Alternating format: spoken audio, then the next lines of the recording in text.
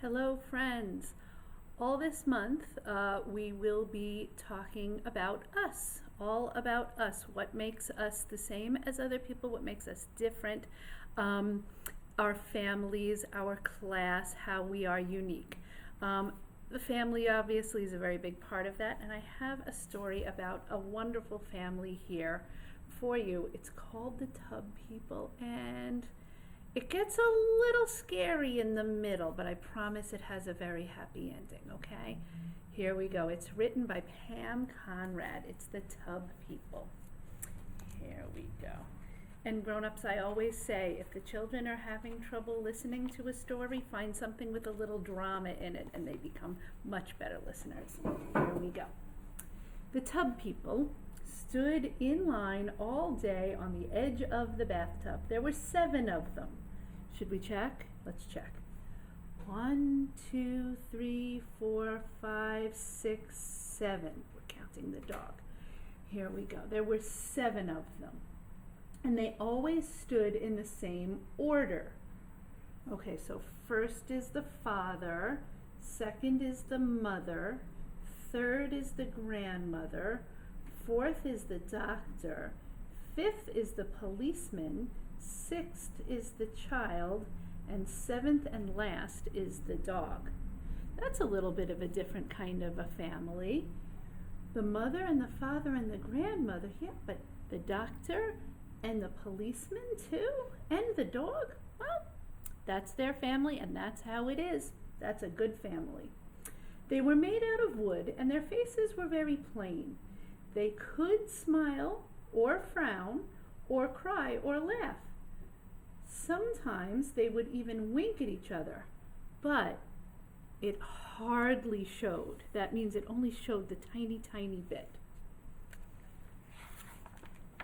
The father of the Tub People liked to play sea captain. He would take the mother, the grandmother, and the child for a ride on the floating soap.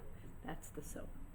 The others stood on the edge of the tub and waved. Once in a while, the child of the Tub People would slide off the soap into the warm bath. Help, help!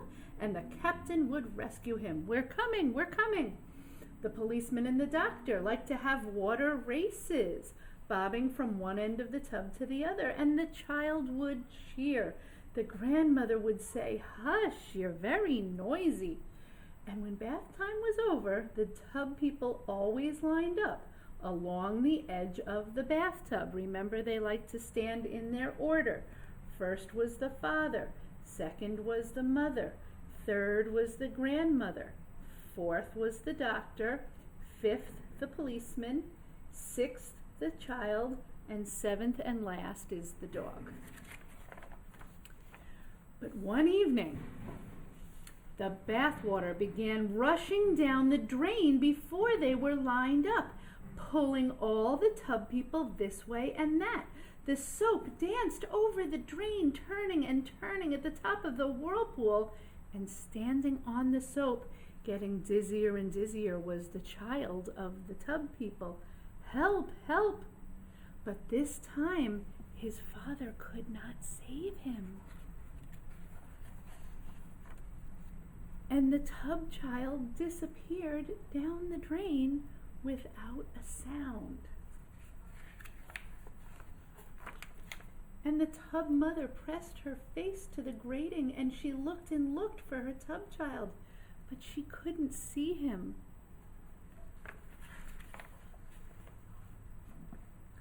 Later that night, the Tub People lined up on the edge of the tub.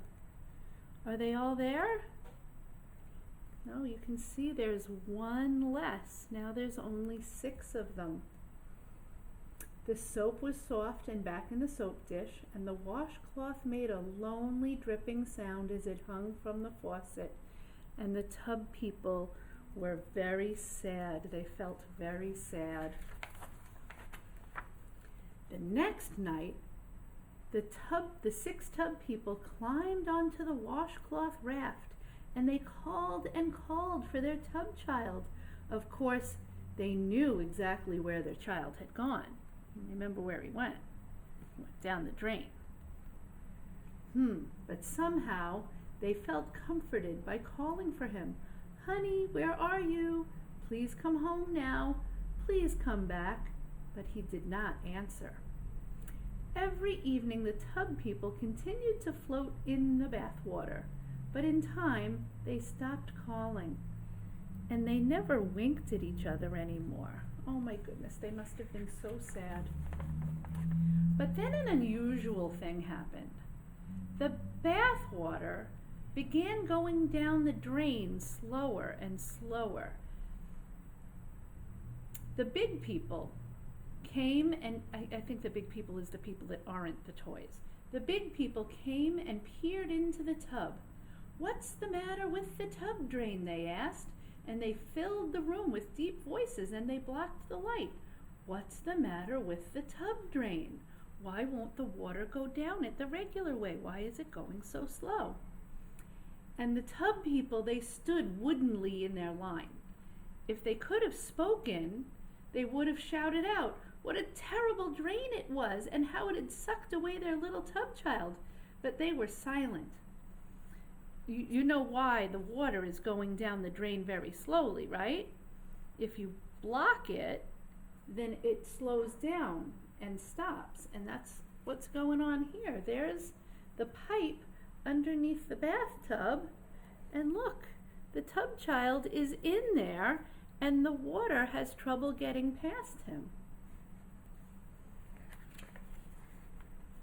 That afternoon, a big man, again, not a toy, a big man came and he pried off the drain cover, grunting as he worked. And he shined a light down the drain, and then he frowned. And then he pushed a long wire tool down into the drain. And he jiggled it up and down, and the grandmother whispered, "Come home now," and out of the drain, attached to the tool, popped the little tub child, and he was wet and he was tired, but look, he's okay. And the tub people stood in their line, quietly watching. One by one they smiled. The father, the mother, the grandmother, the doctor, the policeman, and the dog. And the tub mother had soapy little tears running down her wooden cheeks. I think they were happy tears. But the big man with the tools did not look at them. He tossed the tub child into his toolbox and he shut it with a click, and then he left. Look, there he is in the toolbox. And the tub people waited for bath time, hoping their tub child would come back, but bath time never came. It grew later and later, and still they waited, and they were worrying the whole while. Finally, when they felt they could wait no longer, they were lifted up out of the bathroom and carried carefully into a new room and gently placed on a large, soft bed. It seemed just like the water to them, except it was dry and it was very firm. And look, there were 7 of them once again. The tub dog knocked his little wooden head against the tub child's head, and very, very quietly they all laughed. There was a thick quilt on the bed, and when it was all bunched up, the family would go mountain climbing. The father liked to be the leader, and he would lead them up one side of the mountain, and then they would all tumble easily down the other. The grandmother liked to hide under the pillow and have everyone come find her. And the tub child liked to fall off the edge and have his father rescue him. And each night when the lights went out, they lined up along the windowsill instead of along the bathtub. Now they're on the windowsill, just as they had along the bathtub edge. The father first, then second is the mother, the grandmother is third, the doctor is fourth, the policeman is fifth, the child is sixth, and the dog is 7th and last. But each morning when the sun came shining in on them, something would be different. The tub child would be standing between the tub mother and the tub father, their sides barely touching. And if you looked very, very closely, you would see they all had smiles on their little wooden faces. The end.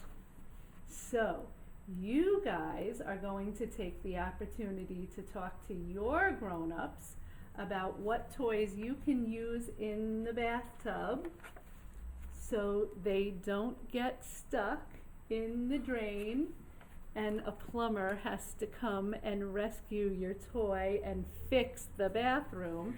But another thing you can talk about is fun things that your family can do together.